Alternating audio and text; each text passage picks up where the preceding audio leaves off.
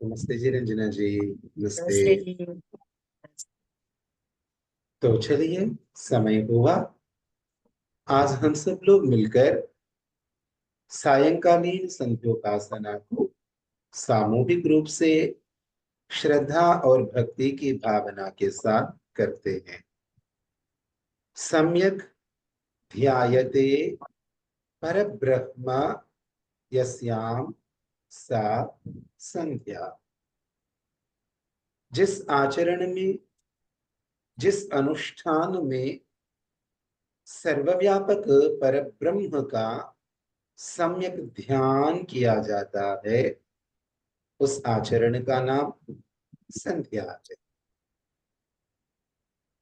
उसी संध्योपासना को विधिवत पूर्ण करने के लिए आप सब मौन, शांत, एकाग्रचित्त होकर अपने शरीर को एक स्थिर अवस्था में रखिए।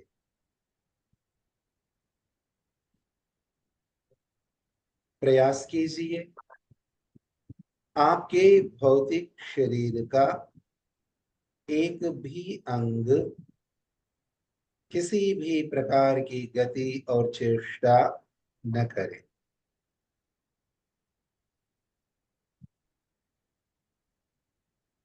आपकी पांचों ज्ञानेंद्रियां पूर्णतः आपके वश में हो।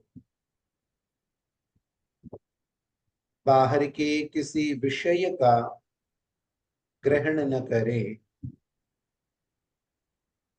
देशबंधश्चित्तस्य धारणा। जब चित्त को एक स्थान पर केंद्रित किया जाता है, तो तब इंद्रियां नियंत्रण में पूर्णतः आ जाती है।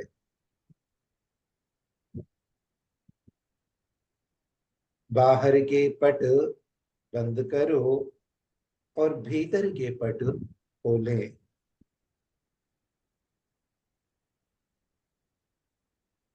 अपने श्वास एवं प्रश्वास की गति, जो कि हमारे किसी भी प्रकार की क्रिया के बिना अपने आप चलती रहती है, उसको अपने नियंत्रण में ले लीजिए। श्वास एवं प्रश्वास की गति लंबी हो जाए, कम से कम 2.5 गुना इसकी गिनती बन जाए।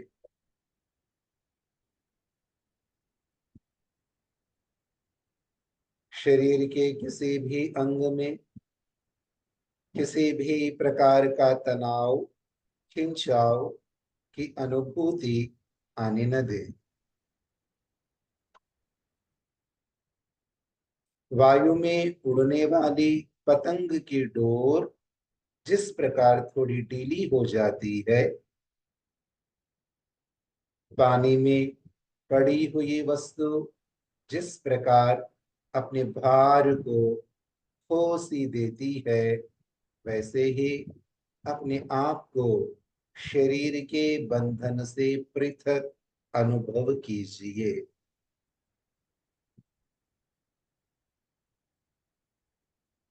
इन्हीं सारी पूर्व तैयारियों को करते हुए 3 बार निर्मल भाव से परमेश्वर के ओंकार का जप सभी मिलके करेंगे।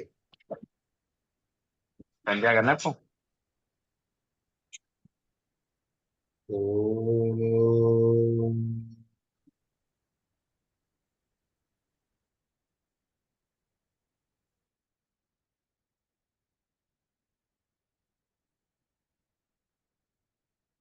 ओम।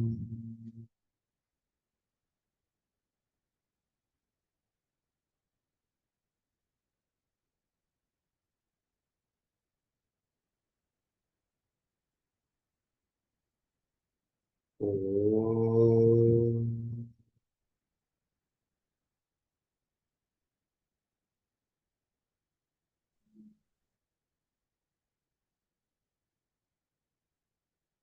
ॐ भूर्भुवः स्वः तत्सवितुर्वरेण्यं भर्गो देवस्य धीमहि धियो यो नः प्रचोदयात्। ॐ शन्नो देवीरभिष्टया आपो भवन्तु पीतये संयोरभिस्रवन्तु नः। 3 बार आचमन की विधि को पूर्ण करेंगे।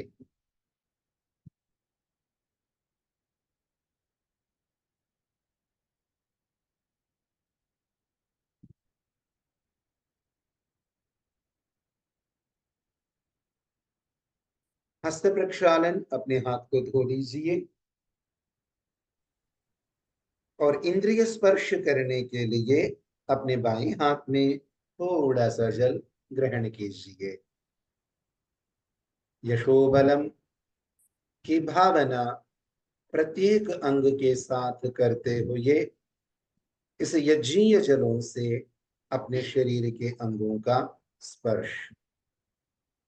ओम वाक् वाक्, ओम प्राणः प्राणः, ओम चक्षुः चक्षुः, ओम श्रोत्रं श्रोत्रम्, ओम नाभिः, ओम हृदयम्, ओम कंठः, ओम शिरः,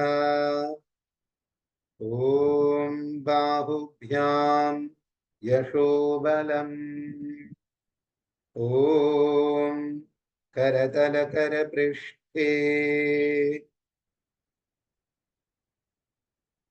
मार्जन मंत्रों के लिए पुनः एक बार जल ग्रहण करेंगे।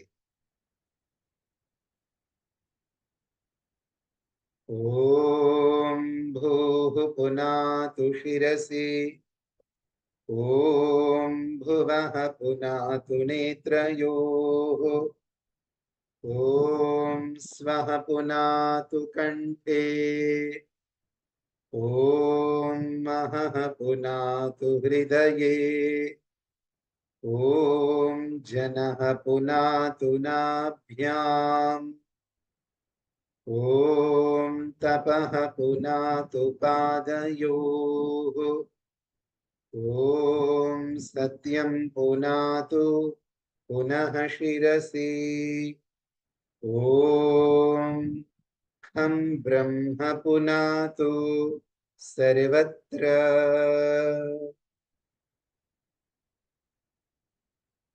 ओम भूः, ओम भुवः, ओम स्वाहा, ओम महः, ओम जनः, ओम तपः, ओम सत्यम। 3 बार विधि पूर्वक, कम से कम 3 बार विधि पूर्वक प्राणायाम की प्रक्रिया। जिस किसी भी विधि को आप लोग जानते एवं करते आ रहे हैं, उसी विधि का अनुसरण करते हुए 3 बार कम से कम प्राणायाम अवश्य कीजिएगा।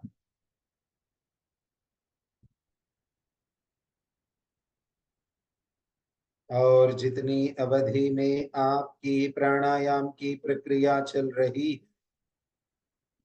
उतनी अवधि में मन के अंदर ओम भू, ओम भुवः, ओम स्वाहा, इस प्राणायाम मंत्र का जप निरंतर कीजिए।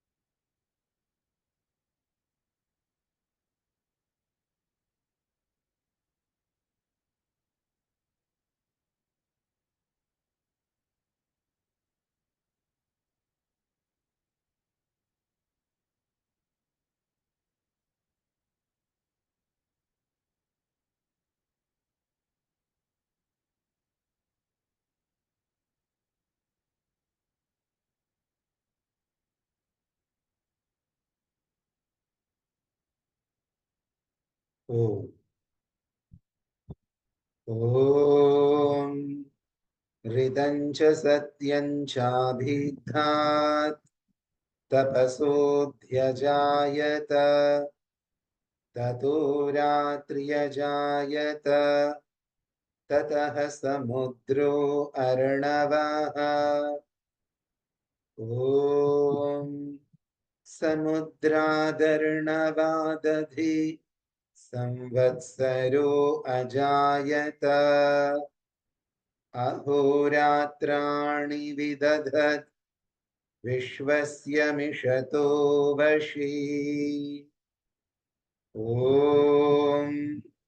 सूर्याचन्द्रमसौ धाता यथा पूर्वमकल्पयत्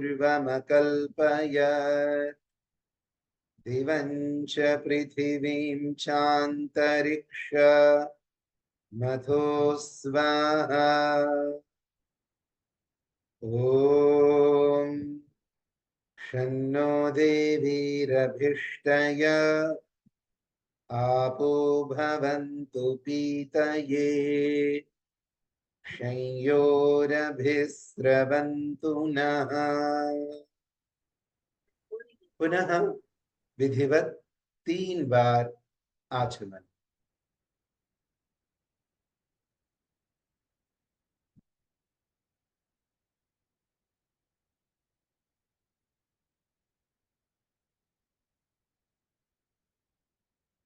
हाथ धो लीजिए।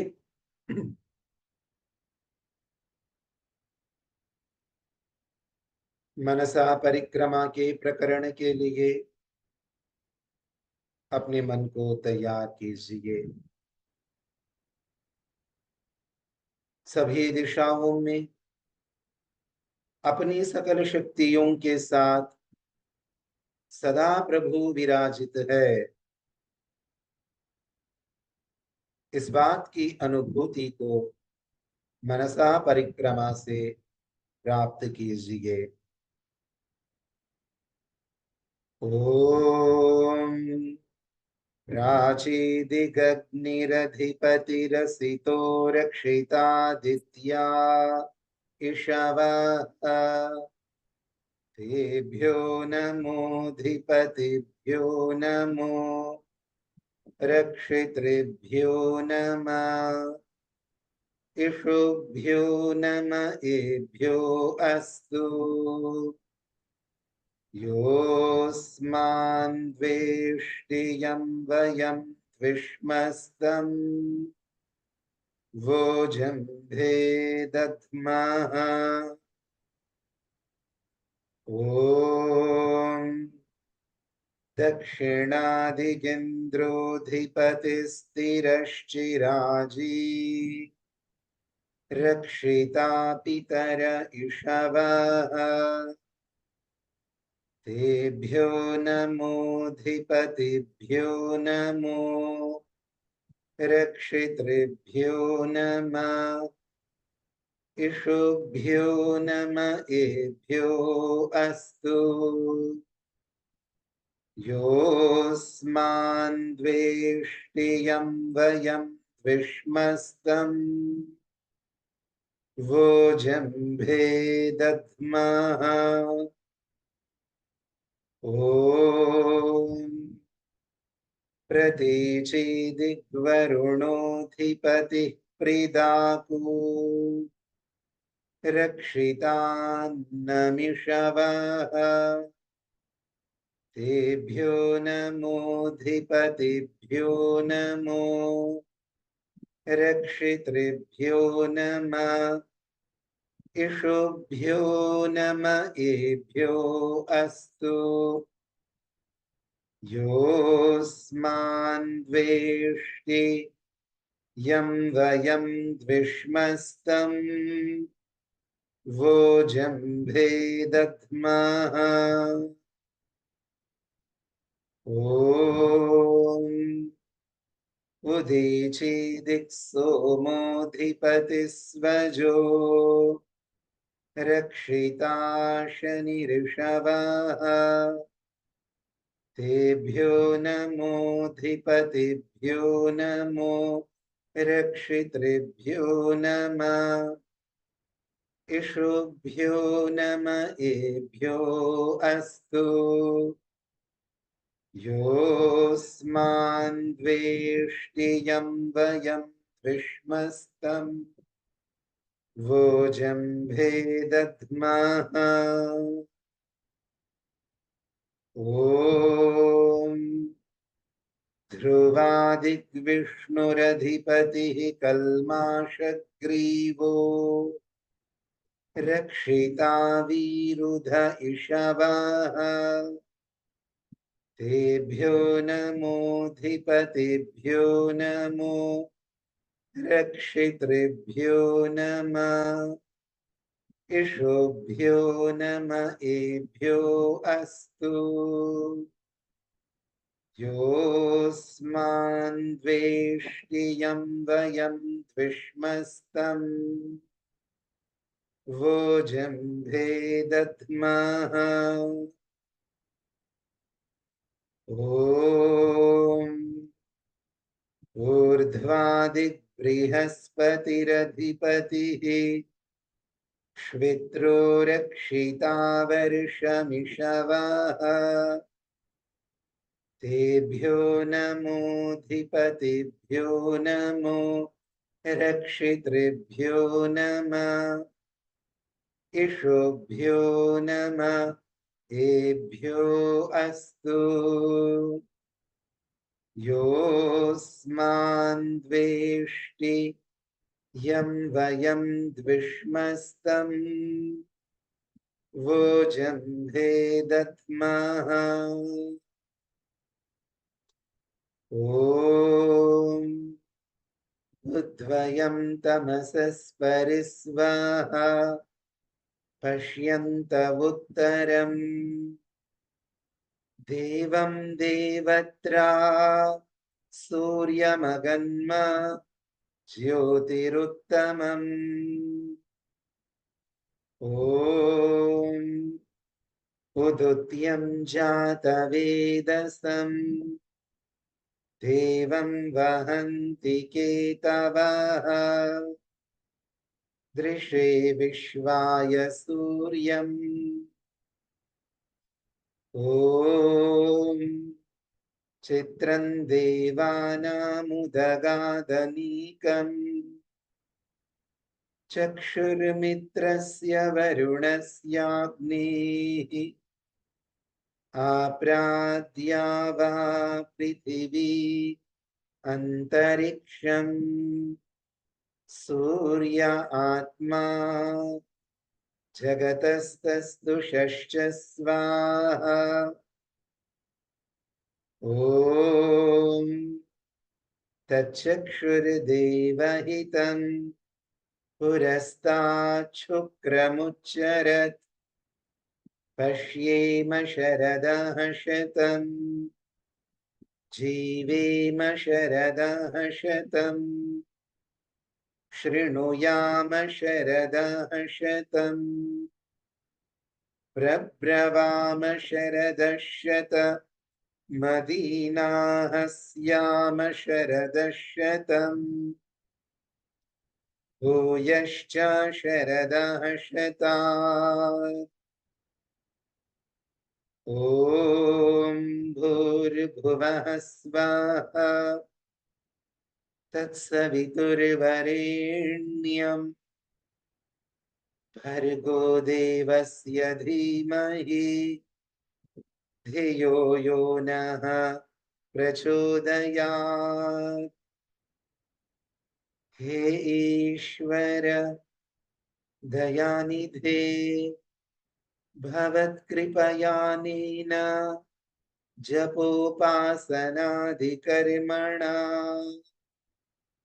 धर्मार्थकाममोक्षाणां सद्यः सिद्धिर्भवेन्नः। ॐ नमः शम्भवाय च मयो भवाय च नमः शङ्कराय च मयस्कराय च नमः शिवाय च शिवतराय च ओम शांति शांति शांति इति ब्रह्मयज्ञान्तर्गता वैदिक संध्योपासना। अपनी दोनों हस्तांजलियों के परस्पर स्पर्श से उत्पन्न होने वाली ऊर्जा एवं कंपन का स्पर्श नेत्र, त्वचा, कान, नासिका आदि अपनी पांचों ज्ञानेंद्रियों से एवं संचालक मस्तक से कीजिए। एवं सतचित आनंद स्वरूप निराकार व्यापक परमेश्वर को उनकी अनंत नेमतों के लिए हृदय से भूरी भूरी धन्यवाद समर्पित करते हुए अपने नेत्रों को कोमलता से प्रेम से खोलिए। तो इस प्रकार आज की सायंकालीन संध्योपासना सामूहिक रूप से विधिवत पूर्ण हुई है। इसके पश्चात एक प्रभु भक्ति का सुंदर भजन माननीय स्वाति जी के निर्देशन में। सभी को नमस्ते। मैं आदरणीय माता जी से अनुरोध करूंगी, हर्ष माता जी से, कि वो अपना एक भजन प्रस्तुत करें। माता जी अनम्यूट करिए मत। हाँ। ओम नमस्ते जी। ये भजन मेरा सेल्फ कंपोज्ड है।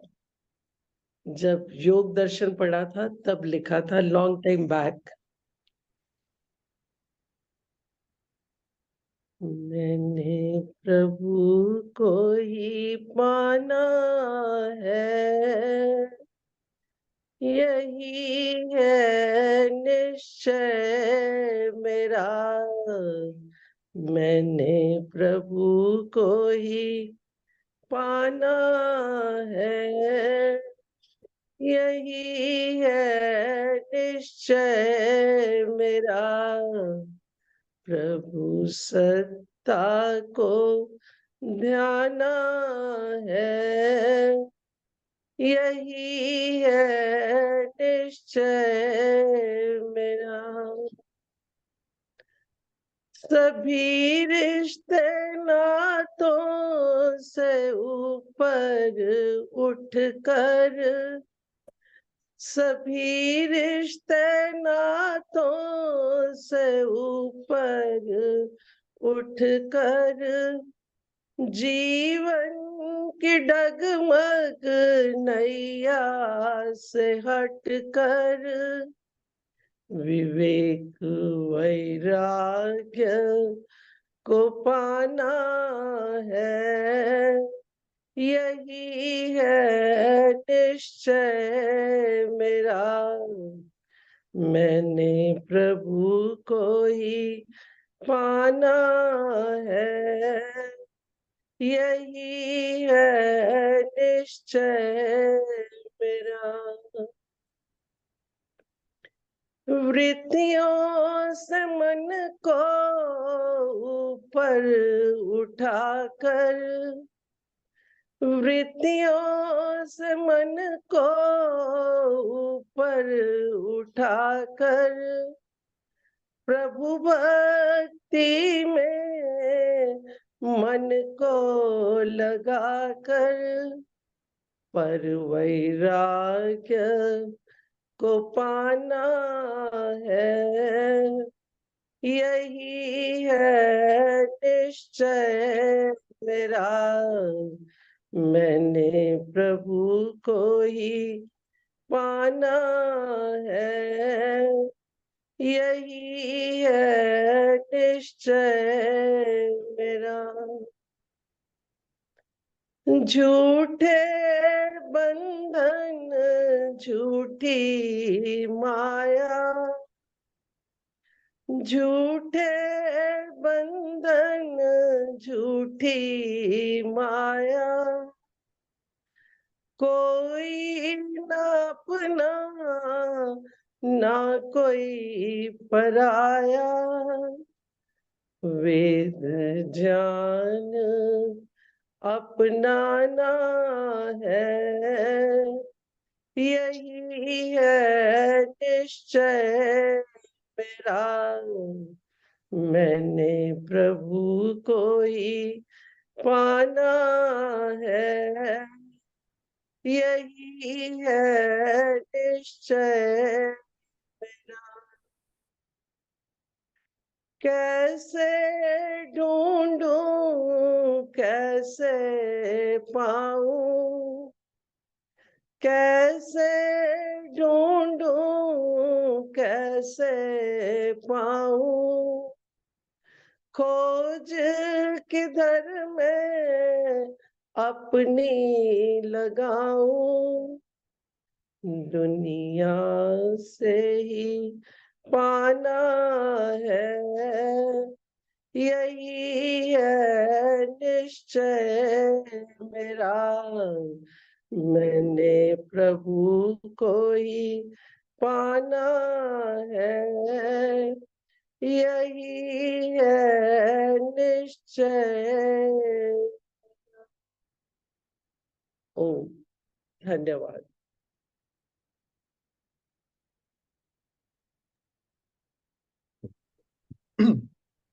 बहुत ही धन्यवाद हर्ष माता जी। ईश्वर प्राप्ति की प्रेरणा देने वाला, ईश्वर प्राप्ति को ही लक्ष्य बनाने के लिए प्रेरणा देने वाला ये सुंदर भजन, और इसी को कहते हैं मुमुक्षत्व।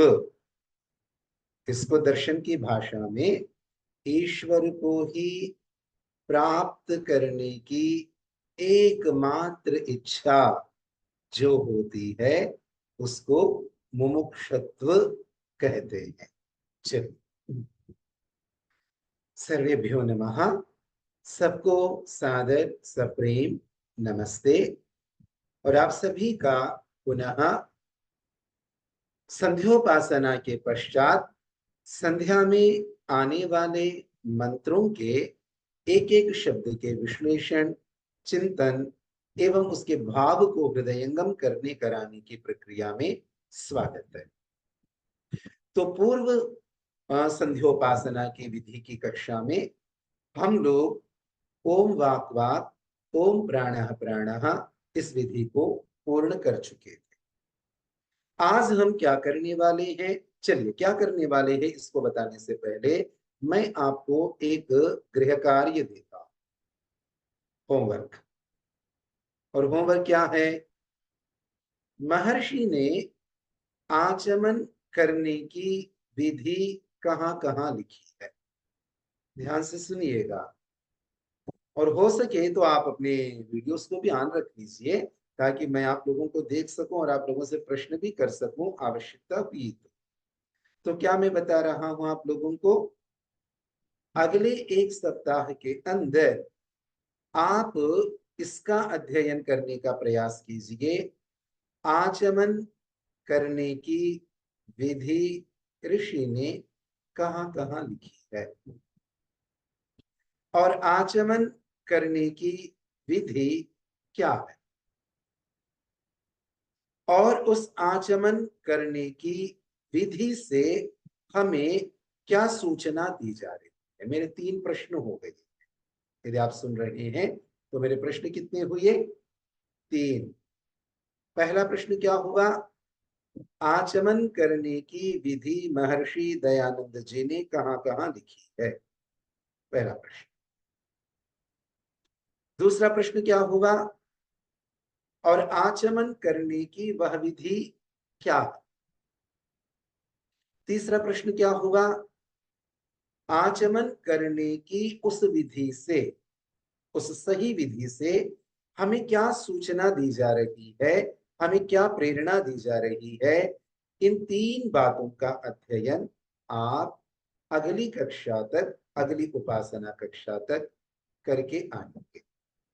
मैं आशा करता हूं सारे ना सही, किंतु आप में से अधिकांश लोग इसके लिए पुरुषार्थ करेंगे। अब चलिए, आज का जो मंत्र है वो है ओम भूः पुनातु शिरसि। स्क्रीन के ऊपर लेते हैं इन बातों को।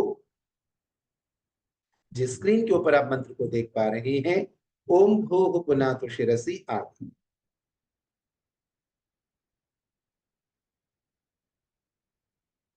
इन मंत्रों को एक नाम दिया गया है। इन मंत्रों को एक नाम दिया गया, और वो नाम क्या है? मार्जन मंत्र। मार्जन। और संध्या के मंत्रों के क्रम के अंदर इसे एक मंत्र मानिए या इसको अधिक मंत्र मानिए, ये जो भी मानिएगा, इसका क्रम क्या है? इसका क्रम है चतुर्थ। ये चतुर्थ मंत्र है।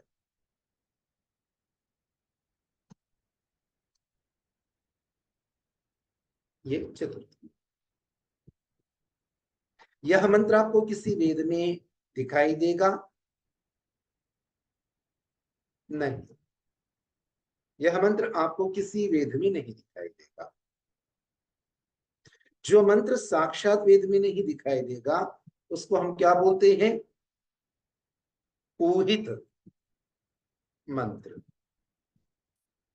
अर्थात मार्जन मंत्रों के अंदर हम जो भूः भुवः स्वः, भूः पुनातु शिरसि, भुवः पुनातु नेत्रयो आदि जो मंत्र हम बोलते हैं, वे भी ऊहित मंत्र है, ऊहयुक्त मंत्र है ये भी।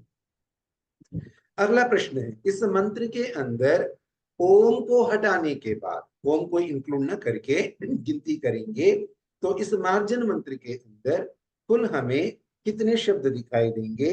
वो है 26।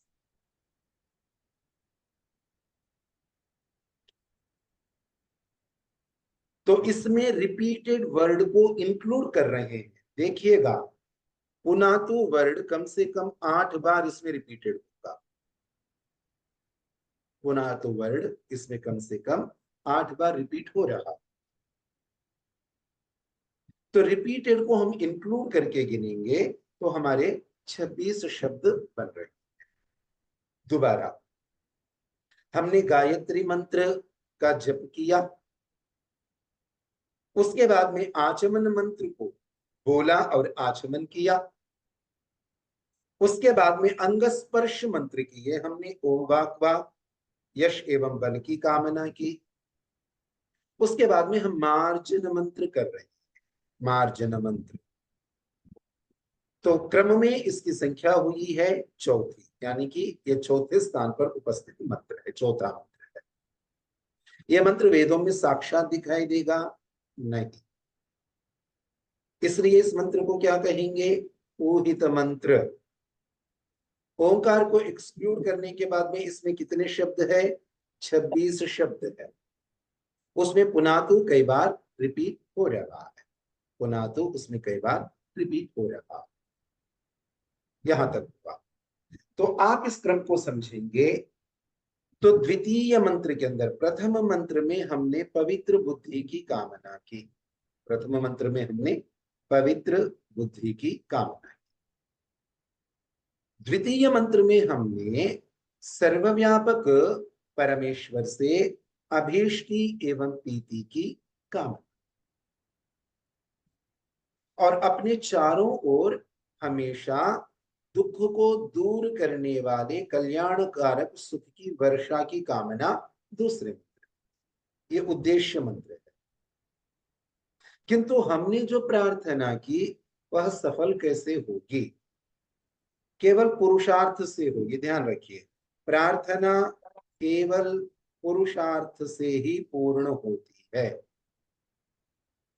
पुरुषार्थ विहीन प्रार्थना याचना होती है, प्रार्थना नहीं होती। प्रार्थना praying is something else and begging is something else. Unfortunately, we started considering begging as praying.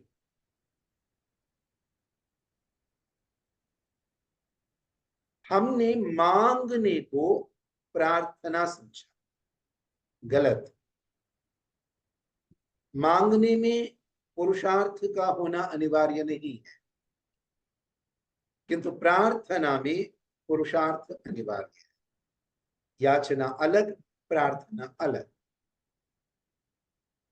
तो ये जो मैंने प्रार्थना की अभीष्टि और पीति, तो उसके साथ पुरुषार्थ साथ होना चाहिए। पर पुरुषार्थ करने का रोड मैप क्या है? पुरुषार्थ करने का डायरेक्शन क्या है? मुझे किस प्रकार का पुरुषार्थ करना चाहिए? अब आगे की संध्या हमें वही सिखा रही है। पहला पुरुषार्थ, अपने इंद्रियों को स्वस्थ रखना। पहला पुरुषार्थ क्या है? शास्त्रों ने बहुत स्पष्ट शब्दों में घोषणा की। क्या घोषणा की? कहा, शरीरम आद्यम खलु धर्म साधनम। शरीरम आद्यम खलु धर्म साधनम। क्या कहा? धर्म के जितने भी साधन हैं उनमें से आद्यम धर्म साधनम, आद्यम माने सबसे पहला, द वेरी फर्स्ट वन। आद्यम आदि में होने वाला, नंबर वन। आद्यम धर्म साधनम, धर्म को करने के लिए हमें बहुत साधनों की आवश्यकता पड़ती होगी। उन समस्त साधनों में से आद्यम धर्म साधनम, सबसे पहला धर्म का जो साधन है, खलु निश्चित रूप से शरीरम अस्ति, यह शरीर ही धर्म का सबसे पहला साधन है, टूल है। और आगे क्या कहा? और एक स्थान पर कहा, धर्मार्थ काम मोक्षाणाम आरोग्यम मूलम उत्तमम।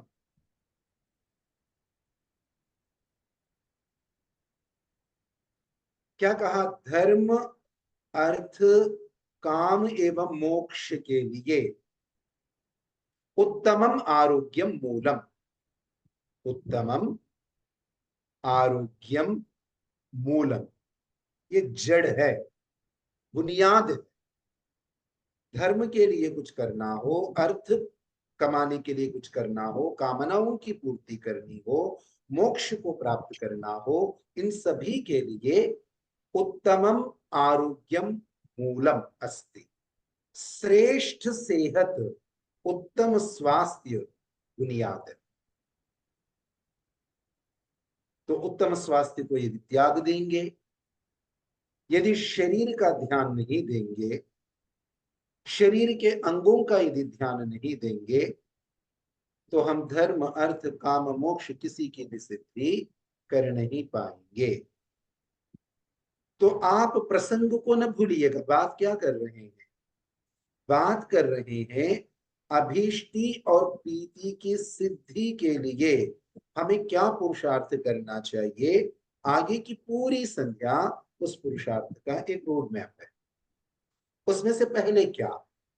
पहले अपने शरीर के अंगों को श्रेष्ठ उत्तम रखना, चाहे वाक हो, चाहे प्राण हो, चाहे चक्षु हो, चाहे श्रोत्र हो, अपने शरीर के जो भी अंग है उनको यश एवं बल से युक्त करना है।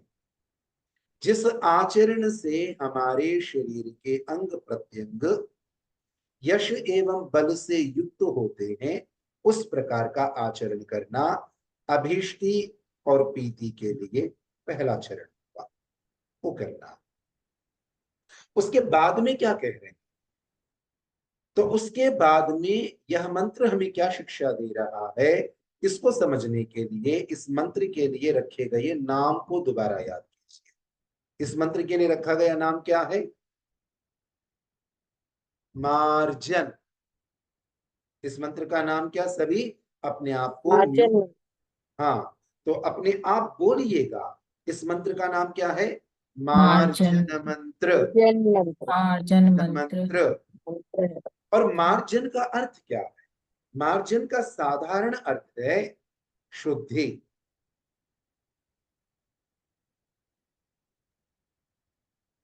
मार्जन का अर्थ क्या है? शुद्धि। धन्यवाद हिंदी भाषा को बनाने वाले हमारे पूर्वजों का। उन्होंने इसी मार्जन को थोड़ा सा इधर उधर करके, जैसे तैसे करके उन्होंने एक नया शब्द बनाया जो इस मार्जन को कहता है, वो है मांझना।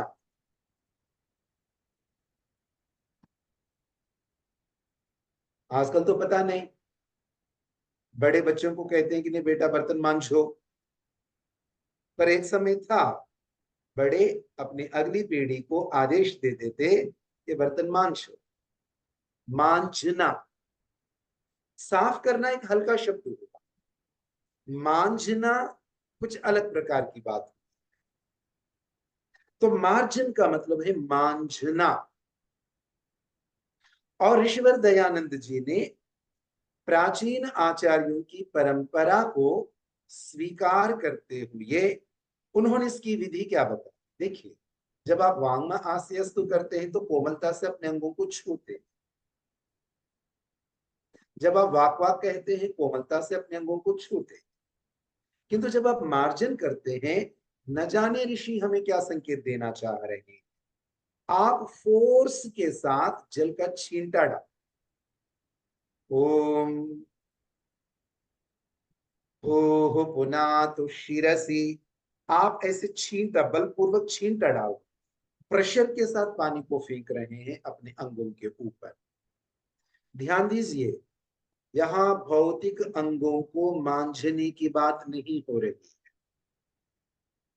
भौतिक अंगों को मांझने की बात नहीं हो रही। उन अंगों के द्वारा जो आचरण होता है, अंगों के द्वारा जो आचरण होता है, उस आचरण को मांझना। ये नहीं है कि केश निखार लेकर के या डौका कुछ या सतरीठा लेकर के आप सिर को मांझना शुरू कर देंगे, जोर जोर से रगड़ना शुरू कर देंगे अपने सिर। सिर को रगड़ना नहीं है, ये जो सिर जो करता है, मस्तिष्क जो करता है, उसके आचरण को, उसकी क्रिया को मांझना। और कैसे मांझना है? ऐसा मांझना है जिस मांझने का रिजल्ट पवित्रता हो। कैसे मांझना है? जिस प्रकार मांझने से उस मांझने की क्रिया का जो रिजल्ट है, जो फल है, जो परिणाम है, वो पवित्रता हो, ऐसा मांझना। आतंकवादी भी बहुत मांझते हैं, अपने नेत्रों को मांझते हैं, अपनी भुजाओं को मांझते हैं, अपने सिर को मांझते हैं, किंतु उस मांझने का परिणाम पवित्रता एवं परहित न होकर अपवित्रता एवं परदुख होता है। तो हम वेद शास्त्रों के अनुसार जब विचार करते हैं, तो अगला जो सहायक तंत्र है अभीष्टि और पीति के लिए, वो है अपने शरीर के महत्वपूर्ण 7 अंगों की क्रियाओं में पवित्रता उत्पन्न करना। 7 अंगों, नेमली 7, और नाम न लेते हुए सारे, नाम न लेते हुए सारे। तो क्या बात हुई? इस मंत्र का नाम मार्जन मंत्र है। मार्जन का तात्पर्य होता है मांझना। यह चौथा मंत्र है। इस मंत्र में कुल 26 शब्द है। ओम को यदि काउंट नहीं करेंगे तो और पुनः तू को हर बार काउंट करते रहेंगे तो, और अभीष्टि और पीति का ये द्वितीय साधन हमें संध्या की परंपरा में बताया जा रहा है। ठीक, इसमें क्या किया गया, ये जो सप्त व्याहृतियां हैं, व्याहृतियां होती है 7, इसकी चर्चा पहले भी हुई, और व्याहृति किसे कहते हैं ये वाली बात भी मैंने आपको बताई। ये जो सप्त व्याहृतियां होती है, इन व्याहृतियों का स्मरण करते हुए इनको अपने शरीर के 7 अंगों के साथ जोड़ा गया, यथा ब्रह्मांडे तथा ब्रह्मे। तो इन 7 व्याहृतियों को, एक एक व्याहृति को शरीर के एक एक अंग के साथ जोड़ा गया है।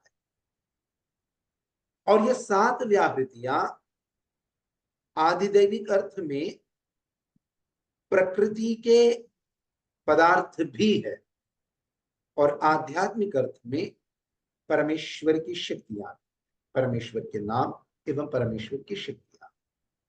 तो यहां पर हम भौतिक एवं दैविक अर्थ न करते हुए आध्यात्मिक अर्थ कर रहे हैं।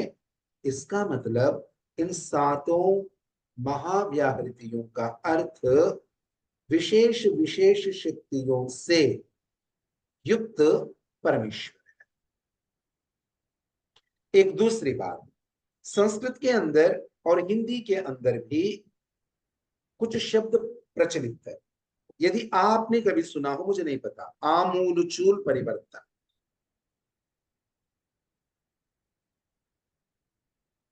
यदि कोई पूरी तरीके से बदल गया तो हम क्या कहते हैं, आमूलचूल परिवर्तन कहते हैं। और इसी बात को कहने के लिए नख शिख पर्यंत, और एक शब्द है नख शिख पर्यंत, और इसी बात को दूसरे तरीके से करने के लिए पाद से लेकर, पाद माने पैर, पैर ही लिख देते हैं, पैर से लेकर सिर,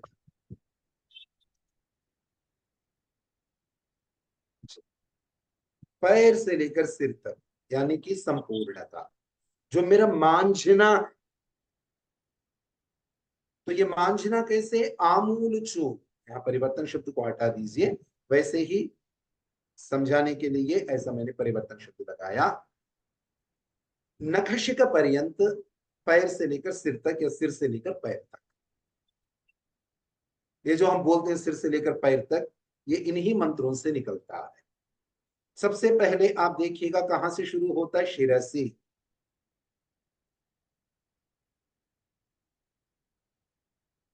सबसे पहले किसकी गिनती हुई, सिर की, और सबसे आखिरी गिनती पैर की। 7 गिनतियां हुई है, तो सबसे पहले सिर की गिनती हुई है और आखिरी में पैर की गिनती है। पैर में होते हैं नाखून, सिर पे होती है शिखा। इसी को क्या कहते हैं, नख से लेकर शिख पर्यंत। इसी को क्या कहते हैं, यहां नख है, यहां से लेकर शिखा पर्यंत। मूल कहते हैं जड़ को, बुनियाद को। हमारे शरीर की खड़ी अवस्था में शरीर का मूल है पैर। चूल कहते हैं बालों, इसीलिए मुंडन संस्कार का एक और नाम है चौल कर्म। कभी आपने सुना हो, मुंडन का ही दूसरा नाम है चौल, चूल है ये, चूल। तो मूल से लेकर चूल, मूल कहाँ है, पैरों में, चूल कहाँ है, सिर पर, नख कहाँ है, पैरों में, शिखा कहाँ है, सिर पर। तो तपह का संबंध पैरों के साथ जोड़ा गया और भूह का संबंध शिरस के साथ जोड़ा गया। इसका मतलब यह मंत्र एक संपूर्णता की बात को कह रहा है। यह मंत्र एक संपूर्ण मार्जन, संपूर्ण को मांझने की बात कह रहा है। इस रूप में आपने पहले इस मंत्र को देखा हो या नहीं देखा, चिंतन किया हो या नहीं किया हो, आज ध्यान से समझ करके इस मंत्र की समग्रता को हृदयंगम कर दीजिएगा। ठीक है, तो मांझना क्या हुआ? अर्थात अपने नख से लेकर शिख पर्यंत अंगों के आचरण को ऐसा मांझना है जिस प्रकार मांझने का प्रतिफल, रिजल्ट, परिणाम पवित्रता हो, अपवित्रता न हो। यदि ये सारी बात, ये सारे कॉन्टेक्स्ट समझ में आ गया हो, अब बात समझ। पुनातु का मतलब है पवित्र कीजिए। पुनातु माने पवित्र कीजिए, और बहुत विशेष प्रकार से इसको कहा गया है। मुझे कई बार आश्चर्य होता है, बात को कहने का ढंग क्या हो सकता होगा। मैं क्या कहूंगा? मेरे सिर को पवित्र कीजिए, ऐसा कहूं, या मैं ऐसा कहूं, मेरे सिर में पवित्रता कीजिए।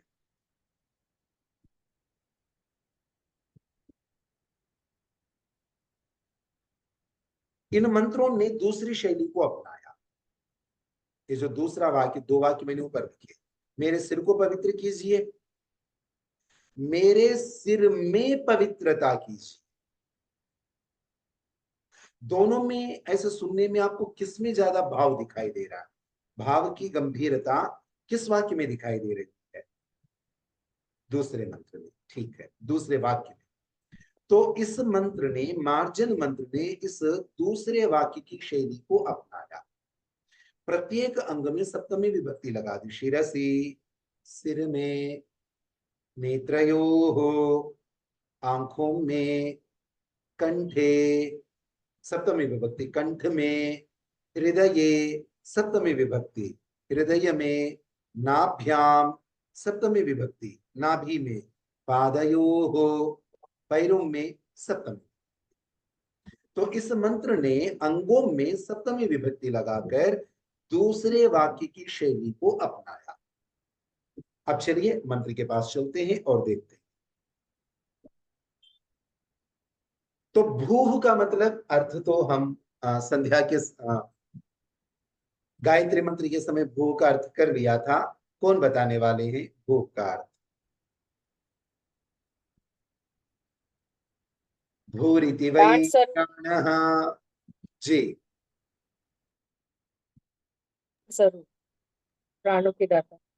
हाँ जी, प्राण स्वरूप, प्राणों से भी अधिक प्यारा। प्यारा। ओम, हे सर्वरक्षक, भूः, प्राणों से प्यारे परमेश्वर, पुनातु, पवित्रता कीजिए, पुनातु, पवित्रता कीजिए। कहाँ? शिरसी। सिर सबसे सबसे विशिष्ट अंग है। भौतिक शरीर के अंदर सिर से अधिक विशिष्ट अंग कोई दूसरा नहीं है। क्यों? पांचों ज्ञानेंद्रियां कंठ के ऊपर के हिस्से में, सिर में ही उपस्थित है। पांचों ज्ञानेंद्रिय, और उन ज्ञानेंद्रियों से प्राप्त होने वाले डाटा को एनालाइज करने वाला, स्टोर करने वाला, प्रोसेस करने वाला और उसका आउटकम निकालने वाला जो फिजिकल रिप्रेजेंटेटिव है, वो मस्तिष्क भी सिर में। मैं एक बार और बता रहा हूं, पांचों ज्ञानेंद्रियां, और उन पांचों ज्ञानेंद्रियों से कलेक्ट होने वाले डाटा को एनालाइज करने वाला, स्टोर करने वाला, प्रोसेस करने वाला और उसका आउटकम देने वाला, 4 का करने वाला जो मस्तिष्क है, जो अंतःकरण चतुष्टय का फिजिकल रिप्रेजेंटेटिव है, वो भी सिर में ही है। इसीलिए मनुष्य की देह में सिर सबसे ऊपर है, बाकी किसी प्राणी का सिर सबसे ऊपर नहीं। या तो पृथ्वी से हॉरिजॉन्टल होगा उसका सिर, या तो पृथ्वी को रगड़ करके चल रहा होगा उसका सिर। मनुष्य का सिर ही देह के अंदर ऊंचे स्थान पर रखा गया है, बाकी प्राणियों का सिर ऐसा नहीं है, ये श्रेष्ठ। तो सबसे कहने का ओम सर्वरक्षक परमेश्वर हो, आप प्राण स्वरूप हो, मेरे 10 प्राणों से भी मेरे लिए अधिक प्रिय हो, ऐसे प्राण प्रिय परमेश्वर पुनः तो पवित्रता कीजिए शिरसी, इस शरीर के सर्वश्रेष्ठ अंग सिर में, सिर के अंदर पवित्रता कीजिए। ये प्रथम मंत्र का यानी कि प्रथम टुकड़े का वचन का अर्थ होगा। भुवः का अर्थ भी हम जानते हैं, भुवरित्यपानः, यह सर्वाणि दुखानि अपानयति सह भुवरीश्वरः, जो सकल दुखों को दूर करता है उसको भुवः कहते हैं। पुनातु नेत्रयोः, पुनातु पवित्रता कीजिए, नेत्रयोः मेरे 2 नेत्रों में, नेत्रों को पवित्र कीजिए नहीं कहा, नेत्रों में पवित्रता कीजिए, पवित्रता स्थापित कीजिए ये कहा। तो क्या अर्थ बना? ओम हे सर्वरक्षक परमेश्वर भुवः, आप सकल दुखों को दूर करने वाले हो, आप पुनः तो पवित्रता कीजिए, नेत्रयोः, दोनों नेत्रों में, दोनों नेत्रों में आप पवित्रता कीजिए। उसके बाद में स्वः पुनातु कंठे, स्वः पुनातु कंठे। देखिए हमारे मेरुदंड के अंदर कुछ विशिष्ट पॉइंट्स की चर्चा हो रही है। जिस अंग का नाम लिया जा रहा है, जिस अंग का नाम लिया जा रहा है, उस अंग के एग्जैक्टली बैक में एक पॉइंट लगाते जाए। आप नाभि बोल रहे हो, नाभि के पीछे वाले हिस्से में एक पॉइंट, एक डॉट लगाइए। आप हृदय बोल रहे हो, हृदय के पीछे के हिस्से में बैक में एक डॉट लगाइए। आप कंठ बोल रहे हो, कंठ के पीछे के हिस्से में एक डॉट लगाइए। आप नेत्रयोः बोल रहे हो, दोनों नेत्रों के मध्य भाग के पीछे के हिस्से में एक डॉट लगाइए। आप सिर बोल रहे हो, जो सिर का टॉप है वहां पर एक पॉइंट लगा दीजिए। आप पादयोः बोल रहे हो, यदि आपने सिद्धासन लगाया, सिद्धासन माने दोनों पैरों को अपने मूल इंद्रिय के पास लगाया, दोनों पैर अपने मूल इंद्रिय के पास लगाया, तो उसके पीछे एक डॉट लगा दीजिए। जहां दोनों पैर जुड़ रहे हैं उसके पीछे एक पॉइंट, जहां नाभि है एग्जैक्टली उसके बैक में एक पॉइंट, जहां हृदय है महापुनातु हृदय, उसके पीछे एग्जैक्टली एक पॉइंट, और जहां कंठ है उसके पीछे एक पॉइंट, और जहां पर नेत्र है, नेत्रों का मध्य भाग, उसके पीछे एक पॉइंट, और सिर का टॉप का एक पॉइंट।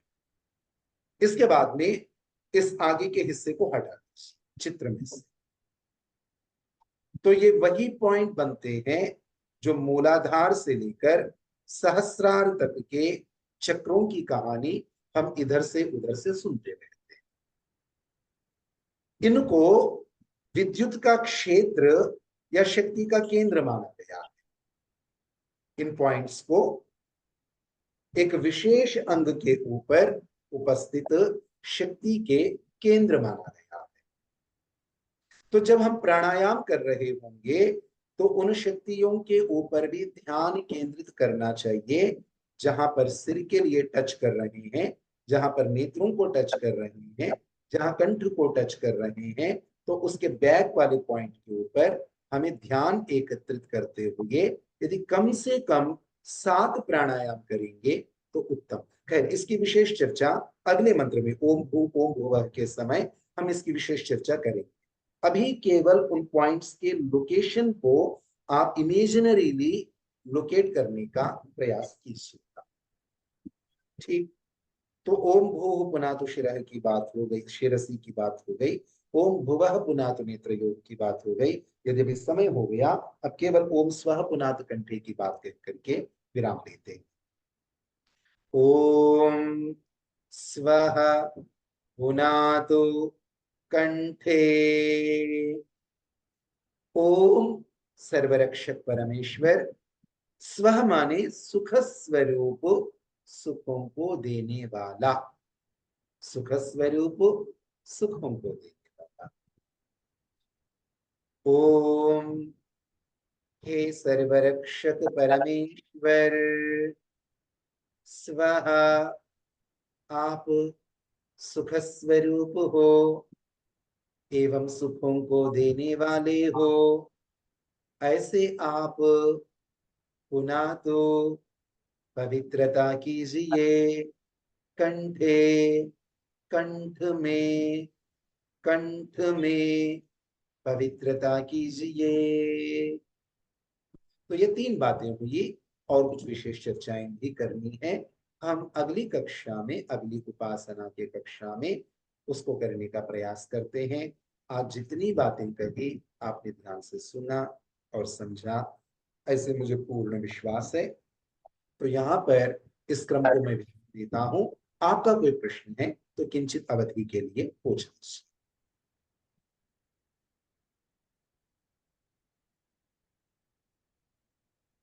आज के विषय को लेकर यदि किसी का कोई प्रश्न है तो आप कह सकते हैं।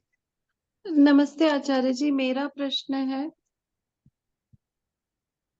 आचार्य जी, मेरा प्रश्न है कि जैसे आपने बताया, आवाज, जैसे कि आपने बताया है कि ये ऊहित मंत्र है। अब मेरा पहला प्रश्न आता है कि मंत्र की परिभाषा क्या है? क्योंकि हम जब जो जैसा सुनते हैं कि जो मंत्र है वो वेदों से आए हैं, और जबकि गीता के जो होते हैं उनको हम श्लोक कहते हैं, उनको हम मंत्र नहीं कहते हैं। अब ये तो एज इट इज तो वेदों में है नहीं, ये ऊहित है।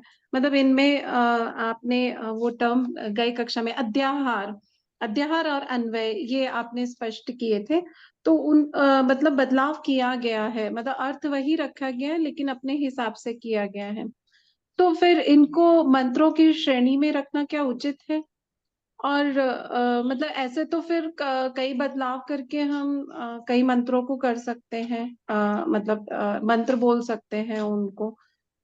तो ये मतलब, और तीसरा प्रश्न है कि ये दयानंद सरस्वती जी द्वारा ऐड किया गया है इसमें, या मतलब ये जो ये उपासना, आई मीन संध्या जो विधि है, तो ये संध्या विधि मतलब हम जब बोलते हैं कि चिरकालीन से, वैदिक काल से सनातन धर्म है हमारा, तो हमारे जो ऋषि थे, पूर्वज थे, वो सब भी वैदिक संध्या मतलब संध्या करते थे। तो क्या वो भी ये मंत्रों को बोलते थे? तो फिर हम कैसे कह सकते हैं कि ये दयानंद सरस्वती जी ने ही चिन्हित किया या ऊहित किया?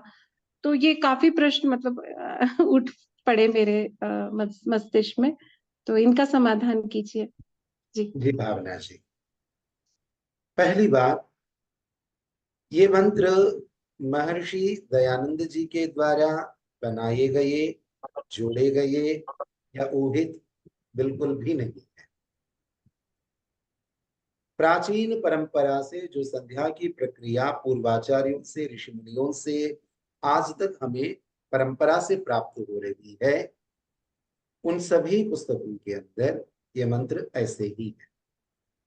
अर्थात ये कोई नवीन कल्पना, कोई नवीन रचना नहीं है। तो प्राचीन काल से ही जो भी गृह्य सूत्र हमें प्राप्त होते हैं, जो भी संस्कारों की पद्धतियां हमें प्राप्त होती है, उन सभी पुस्तकों के अंदर, इवन जिनको हम पौराणिक कहते हैं, उनकी पुस्तकों के अंदर भी ये वैसे ही हैं। तो महर्षि दयानंद जी ने न कोई छेड़खानी की, न अपनी ओर से कुछ नवीनता रखी। पहली बात हो गई। दूसरी बात है मंत्र की परिभाषा क्या है। तो मंत्र शब्द का अलग अलग अर्थों में प्रयोग हमें साहित्य में देखने को मिलता है, किंतु जिस अर्थ में हम मंत्र शब्द का प्रयोग कर रहे हैं, जिस अर्थ में हम मंत्र शब्द का प्रयोग कर रहे हैं, उस अर्थ में वो केवल वेद में उपस्थित आनुपूर्वी सहित उपस्थित वाक्य राशि के लिए ही मंत्र शब्द डेडिकेटेड है। वेद में जो वचन जिस रूप में प्राप्त होता है, without changing the order of the words in the मंत्र, उस वचन को उसी रूप से रखते हैं तो उसको मंत्र कहते हैं। उसमें हम कुछ फेरबदल करेंगे, वो मंत्र नहीं कहा जाएगा। अब प्रश्न उठा, इसमें तो कुछ परिवर्तन हुआ, फिर इसको मंत्र क्यों कह रहे? तो इसके लिए एक बीच मार्ग ऋषियों ने लिखाया। उन्होंने कहा छंदोवत सूत्राणि भवन्ति, छंदोवत सूत्राणि भवन्ति। इसका तात्पर्य ये हुआ, कर्मकांड के लिए उपस्थित ऊहित जो वाक्य है उन्हें वेदवत मान लेना चाहिए। वेद नहीं है, केवल कर्मकांड तक के लिए ही वो सीमित है। गृह्य सूत्रों के अंदर, गृह्य सूत्र हमारे गृहस्थ के कर्तव्यों को बताने वाले। श्रौत सूत्र विशेष अग्निहोत्र से लेकर के अश्वमेध पर्यंत यागों का वर्णन करने वाले श्रौत सूत्र है। ये कंबल, ये काम ये है, अभी दे दो ब्लैंकेट वगैरह। जी, तो ये जो श्रौत सूत्र एवं गृह्य सूत्र है, इनके अंदर ऋषियों ने आवश्यकता को समझते हुए, आवश्यकता को समझते हुए अपनी समाधि जन्य बुद्धि से, ऊहा से जो एकाध चीजों में परिवर्तन करके हमें दिया, तो उन्हें भी मंत्रवत मानना चाहिए। ऐसा उन्हीं ऋषियों ने हमें व्यवस्था दी है। उन्हीं आर्ष पद्धति के ग्रंथों में इस बात की चर्चा है। तो इसलिए यद्यपि मैं इनको मंत्र बोलना नहीं चाहता हूं, किंतु हमें ये सारी विद्या देने वाले उन्हीं ऋषियों ने इनको मंत्रवत मानने के लिए आदेश दिया हुआ है। ठीक है, तीन बातें थी। पहली बात, मंत्र हम किसको माने। दूसरी बात, क्या इनको हम मंत्र कह सकते हैं कि नहीं। तीसरी बात, ऋषि दयानंद जी ने अपनी ओर से ये सब जोड़ा है क्या। तो मेरे विचार से तीनों बातों का उत्तर आ गया। जी आचार्य जी, और मेरा एक और प्रश्न था आचार्य जी। यहाँ पर जो गए कक्षा का था, जिसमें हम ओम वाक वाक, ओम प्राण प्राण, यश और बल दोनों की प्रार्थना करते हैं। इसमें भी मैंने पाया कि जैसे कि अभी तक हम जो संध्या करते आ रहे हैं उसमें एक भौतिक अर्थ आता है और एक आध्यात्मिक अर्थ आता है। ऐसे ही इसके अंदर में भी जब हम कर रहे थे तो इसमें भी उस तरह का है। तो ये मतलब जो पूरी संध्या उपासना है, तो ये क्या दोनों पे आधारित है? देखिए, ये आप पहला प्रश्न है। और दूसरा प्रश्न ये आता है कि जैसे कि अब तक आर्य समाज में जितने भी विद्वान आए हैं, सन्यासी आए हैं, सब लोग आए हैं, वो लोग हमें जब ध्यान करवाते हैं या संध्या करवाते हैं तो मतलब वहां होता है कि ईश्वर न्यायकारी है, हम भी न्यायकारी बने, उस तरह का भाव से करवाया जाता है। यहाँ पर ये पूरी एक पद्धति अलग है, और इसमें तो पूरा मतलब भौतिक भी आ रहा है, आध्यात्मिक भी आ रहा है। और जबकि समाज में जब करवाया जाता है तो उसमें पूरा आध्यात्मिक अर्थ ही लिया जाता है। तो मुझे ये पूरा कंफ्यूजन हो रहा है कि ये मतलब इसको कैसे समझा जाए, मतलब ये स्पष्ट नहीं हो रहा है जी मुझे। जी ये अभीष्टि का अर्थ ही हमने भौतिक सुख की बात की। तो संध्या का जो उद्देश्य मंत्र आपने ही एक सत्र के अंदर कहा, क्या हम इसको उद्देश्य मंत्र माने? तो अपने उद्देश्य मंत्र के अंदर ही अभीष्टि एवं प्रीति दोनों की बात हो रही है। लेकिन आचार्य जी इसमें ईश्वर का ध्यान कहाँ आता है? जैसे हमेशा कहा जाता है कि यहाँ पर अभी क्योंकि भौतिक हम जब कर रहे हैं और तो वहाँ गुणों का बोलते हैं कि ध्यान में गुणी का ध्यान जब आपने करना भूह बोला, ईश्वर के गुण का ही तो ध्यान किया। आपने भुवः बोला, ईश्वर के गुण का ही तो आपने ध्यान किया। आपने आपः कहा तो ईश्वर सर्वव्यापक है। जी आपने जी सतुः कहा तो ईश्वर सकल जगत को उत्पन्न करने वाला, प्रेरित करने वाला है। जब आपने देवस्य कह दिया तो ये जो ईश्वर का एक एक मंत्र है वो ईश्वर के गुणों का ध्यान ही तो है। उसके साथ साथ अपनी अभिलाषा, अपनी आकांक्षा भी व्यक्त की जा रही है। जैसे आप वहां एक अभिलाषा व्यक्त कर रहे थे, आप न्यायकारी हो, मैं भी न्यायकारी बनूं। तो वहां पर भी तो आप केवल गुणों की चर्चा नहीं कर रहे ना, गुणों के साथ साथ अपने अंदर परिवर्तन की भी तो चर्चा कर रहे हैं। नहीं तो आप इंद्र हो, आप चंद्र हो, आप व्यापक हो, आप ये हो वो हो, कहने का क्या लाभ? तो ये संध्या एक सर्वांगीण पद्धति आपको दे रही है। आपको अभीष्टि की भी आवश्यकता है। अभीष्टि के बिना आप धर्म अर्थ काम मोक्ष ठीक से कर ही नहीं सकते। यही तो बताया आज, धर्मार्थ काम मोक्षाणाम आरोग्यम मूलम उत्तम। तो वो उत्तम आरोग्य धर्म के लिए भी चाहिए, अर्थ के लिए भी चाहिए, मोक्ष के लिए भी चाहिए। पर वो उत्तम आरोग्य आपको मिलेगा कैसे? शरीरम आद्यम खलु धर्म साधनम, इस शरीर को कैसे रखना है, वो शिक्षा अधूरी शिक्षा है। जो आपको अपने शरीर के बारे में, उसके स्वास्थ्य के बारे में, उसकी प्रयोग विधि के बारे में नहीं बताती, वो शिक्षा, वो जानकारी अधूरी है। तो इसमें मन की भी बात आती है, इसमें सृष्टि की रचना की भी बात आती है, तो इसके अंदर प्राणायाम की बात भी आती है। भौतिक से अभौतिक की यात्रा ये संध्या हमें कराती है। जी आचार्य जी, धन्यवाद, बहुत बहुत धन्यवाद आचार्य जी। ठीक है, तो आशा करता हूं आज की बातें ठीक से आप तक पहुंची है। आप इनको बार बार पढ़ने का प्रयास कीजिएगा, समझने का प्रयास कीजिएगा।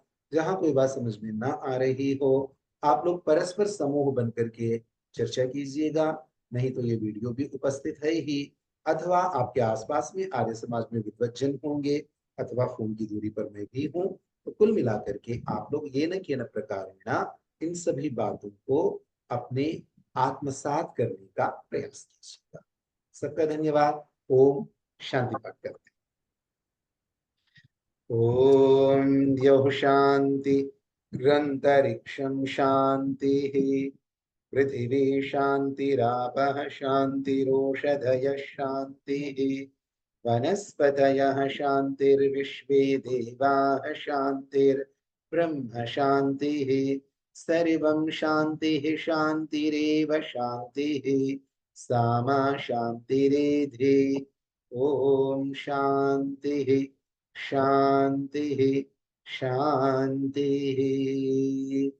सर्वेभ्यो नमः। सबको सर्वेभ्यो सादर नमः। सबको सादर नमस्ते जी। नमस्ते जी आचार्य जी। बहुत बहुत धन्यवाद। नमस्ते बहुत धन्यवाद। धन्यवाद। आचार्य जी का, सभी का धन्यवाद। नमस्ते आचार्य जी, नमस्ते सर। नमस्ते, सभी को धन्यवाद। नमस्ते आचार्य जी, धन्यवाद आचार्य जी। नमस्ते आचार्य जी, बहुत अच्छा लगा। आज की क्लास जो है बहुत अच्छे से समझ आया। धन्यवाद जी। धन्यवाद जी।